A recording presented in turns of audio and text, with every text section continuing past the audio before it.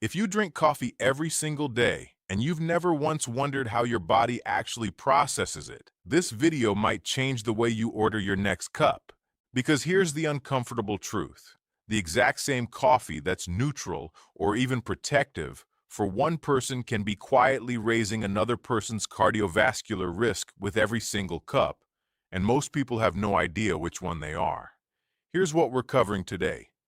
First, we'll break down exactly how caffeine affects your blood pressure at the biological level, because that mechanism explains everything that follows. Then we'll get into the single factor that research has found completely changes coffee's effect on your heart, a factor most people have never heard of. And one large study found roughly half of all people carry the version that puts them at higher risk. Finally, we'll cover what the largest studies actually say about how much coffee is safe and how to figure out where you likely fall. If any of this is new to you, and I suspect it will be, hit subscribe now so you don't lose this list. Before we go further, tell me in the comments, how many cups of coffee do you drink a day? And have you ever had your blood pressure checked right after? Keep that number in mind because it's going to matter a lot more by the end of this video. Let's start with the mechanism. When caffeine enters your bloodstream, it blocks a receptor called adenosine, which is the chemical your body normally uses to relax blood vessels and slow things down. With adenosine blocked, your nervous system ramps up instead, your heart beats a little harder, and your blood vessels narrow slightly. Research reviews on this effect have found that a single dose of caffeine can raise systolic blood pressure, the top number, by roughly 3 to 15 points, and diastolic pressure, the bottom number, by roughly 4 to 13 points, depending on the person and the dose. That's a real measurable spike. But here's the question that determines whether that spike actually matters for your long-term health. How long does it stick around? And that's where the story gets interesting, because the answer isn't the same for everyone. It comes down to a single gene called CYP1A2, which controls the liver enzyme responsible for breaking down more than 95% of the caffeine you consume. Depending on which version of this gene you carry, you're either what researchers call a fast metabolizer, someone who clears caffeine from their system within a couple of hours, or a slow metabolizer, someone whose body holds on to that caffeine and its blood pressure-raising effects for much longer.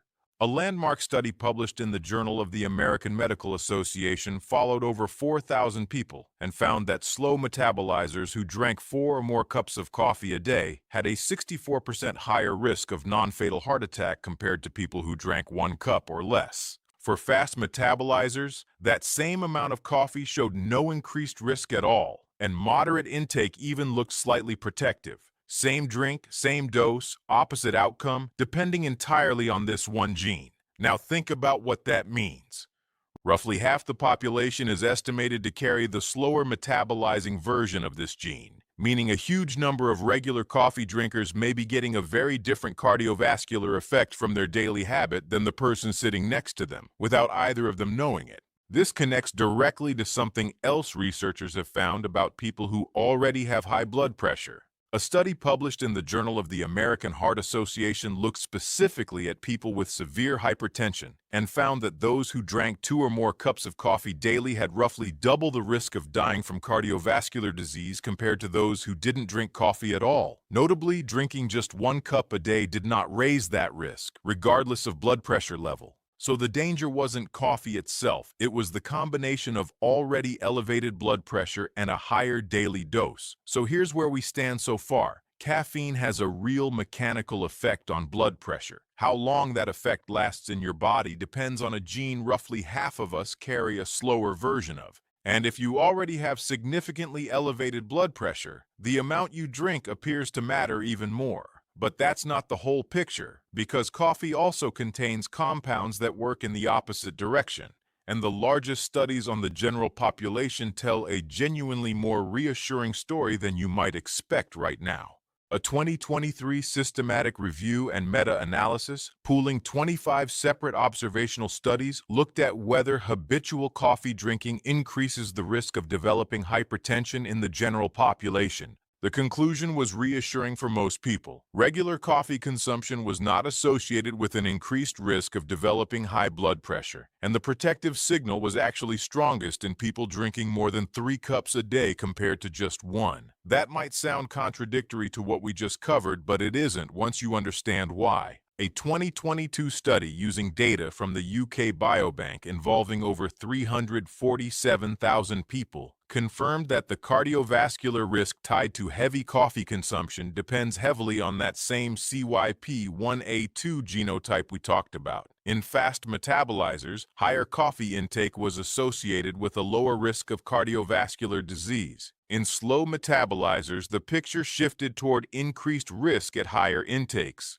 The gene doesn't just explain the blood pressure spike, it explains why population-wide studies have produced such conflicting headlines for decades. Different studies were unknowingly mixing 2 different types of coffee drinkers together the entire time. There's also a more recent piece of this puzzle. A study using national health data measured something called the paroxanthine to caffeine ratio, essentially a marker of how efficiently someone's body is metabolizing caffeine, and found a clear threshold effect. People whose bodies metabolize caffeine quickly, above that threshold, had a 51% lower likelihood of having hypertension compared to slow metabolizers. That's a striking gap, and it lines up precisely with everything the genetic research has been showing. So why does coffee protect some hearts while straining others, even though it's the exact same drink? Part of the answer lies in coffee's other chemistry. Coffee contains hundreds of naturally occurring plant compounds, and 2 in particular seem to work against caffeine's blood pressure-raising effect. One is a group of compounds called melanoidins, which form during roasting and appear to help regulate the body's fluid balance and the activity of enzymes involved in blood pressure control. The other is quinic acid, which research suggests improves the function of the inner lining of blood vessels, essentially helping them accommodate pressure changes more efficiently. In fast metabolizers, these protective compounds have time to do their work before the caffeine's effects fade. In slow metabolizers, the caffeine's pressure effect may simply persist longer than these protective compounds can offset. So what does this actually mean for your next cup of coffee? A few practical points worth taking away. First, if you notice you're still feeling jittery, wired, or unable to sleep hours after an afternoon coffee, that's a reasonable personal signal you may be a slower metabolizer, even without genetic testing. Second, if you already have elevated or high blood pressure, the research specifically suggests being more cautious with intake above 1 cup a day, and this is exactly the kind of thing worth discussing directly with your doctor, who can look at your actual numbers. Third, for people with normal blood pressure and no other cardiovascular risk factors, the broader body of research is genuinely reassuring. Moderate coffee intake has not been shown to increase hypertension risk, and for many people appears neutral or even mildly protective. Genetic testing for CYP1A2 does exist. Some direct-to-consumer DNA services can provide this information if you've already had your genome sequenced, and it's a reasonable thing to ask a healthcare provider about if you drink coffee heavily and have any cardiovascular concerns. But you don't need a test to apply the core lesson here. Coffee isn't universally good or universally bad for blood pressure. It depends on your biology, your current blood pressure, and how much you're drinking. The bigger picture is this. Your body's response to something as common as your morning coffee isn't random, and it isn't the same for everyone drinking the same cup.